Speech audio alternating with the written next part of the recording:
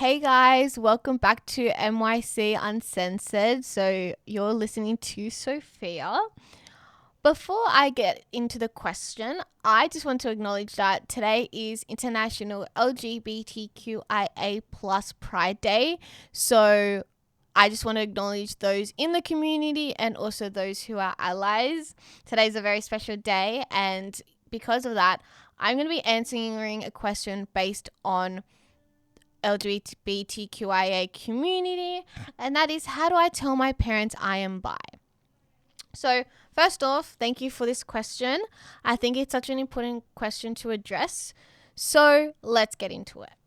So I think it's important to first note that there's always this pressure that you need to come out as your sexuality, whether it's bi, lesbian, gay, and all the others. However, you may not need to, in the sense of just because others do it doesn't mean you have to. So it's about acknowledging whether you want to come out or not, because there's this expectation that you are required to come out, but not everyone does and not everyone needs to. So it's about reflecting on, do I want to come out and do I want to address it? Now, clearly this person wants to address it because they want to tell their parents, or for others it might be guardians, and that's a really cool step in itself, acknowledging that you want to come out to your family and it's very special. So how do I do that?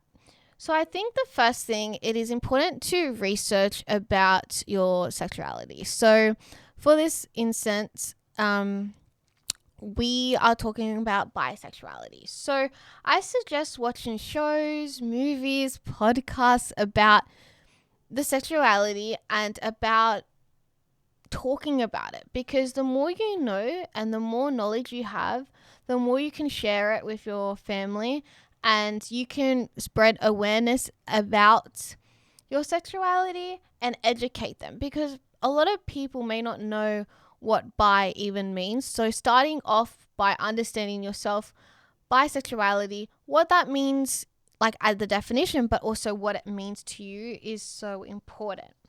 So by doing this, it allows you to accept yourself, and by accepting yourself, you can learn to love yourself, and that can help with the process of coming out to your parents. It can be really scary coming out to your parents. However, it is important to stay true to yourself. It may start by you telling some of your close friends. So this may allow you to kind of practice on them of how you would tell your parents or guardian that you are bi. And this allows for conversations to happen, and you can see how your friends will react, and that will might prepare you to tell your parents or guardians or whatnot. And this can be a really positive step into the right direction. And despite who you are telling, being open and honest with them is so important, because at the end of the day, there is something so special about sharing and being vulnerable with people you're close with. And so this is a step in a really great and positive direction. I think as well, when you are telling your parents, it is important to share how important this information is to you and what it actually feels like for you. And it's also critical to find the right time and place. So reflect, where do you feel comfortable the most when you are with your parents or when you are with your guardians? When? Is it in the morning because, they had a good night's sleep? Is it at night because the work or school day's over? So reflecting on where you're going to do it is so important, because I feel like that can play an impact on how they will react.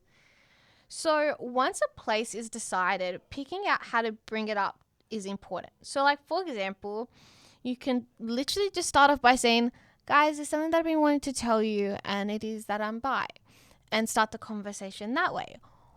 Or you can kind of segue into it and be like, oh, did you see X, Y, and Z is bi? It could be a famous person or someone they really like, so they can connect with and resonate with. And you can be like, well, this person is bi and so am I, and start the conversation that way. I think that could be a really cool way to start that conversation and break down like that awkwardness, I feel like. But at the end of the day, it's also about finding your own personal way, because everyone's different. Everyone's parents or guardians are different and you know them the best. So finding your own way is important. So I guess that's how you tell them. But I think part of this question is your parents' reaction or guardian's reaction. And it will be different for everyone, and that can be based on because of culture, religion. It could be based on what they might fear, like what others may fear. But at the end of the day, I feel like there could be a few ways they could react.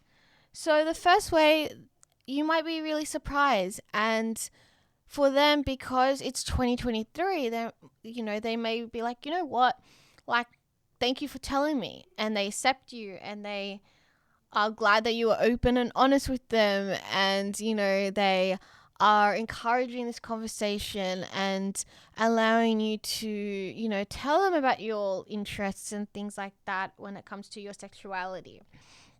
Also, they may be at shock, and understanding that shock might happen, but at the same time, that shock may calm down and might be like, okay, really shocked at first, but then once they calm down, reflect on what you actually said, like, they will accept you for you and proud that you told them. And again, like, that community, like, conversation of your sexuality can happen, and you can try and start other conversations and educate them. Now, unfortunately, parents or guardians may be against the LGBTQIA or about you being bi. But it's important to note that it's so important to stay true to yourself. And at the end of the day, your parents or guardian wants the best for you. And so they will be able to see how important it is to you, and they will learn and they will be educated by you, and they will accept you and love you. And at the end of the day, you want to stay true to yourself, and sexuality is such a big thing in all our lives, and being true and honest with yourself is so important. So at the end of the day, parents will react differently, and it's okay. And you unfortunately won't know how they're going to react until you tell them, and then you deal with how they react after. But it's also important to note all the reactions they could possibly have. Also, at the same time, I think preempting how they will react might be a limitation, because it might cause fear and scaredness to share it, because you're like, oh my God, they're just going to say, nope, I don't believe it. But they might surprise you, and that might be like a way of thinking of, you know what, instead of preempting how they're going to react, think about, they might surprise me, and tell them, and it kind of just rips off the Band-Aid as well. So I feel like that's really important to know, that either way, it's still really encouraged to share this information despite their reactions. So now I'm going to get a little bit personal here. So as an ally myself, I wanted to share some of the ways I support my friends, the community, and I thought it would be a great way to kind of wrap up this podcast. So the first thing I like to do is listen and learn from the LGBTQIA plus community. I love to educate myself, and I love learning more about what it means to different people, because everyone's definition and meaning are so different. The second thing I like to do is use inclusive language and pronouns, so like him, they, her, whatnot. And I think that's so important as an ally to understand the pronouns and respecting that boundary. The third thing I like to do is stand up against discrimination. So breaking down that stigma. I might not be discriminated against, but as an ally, I think it's so important to break that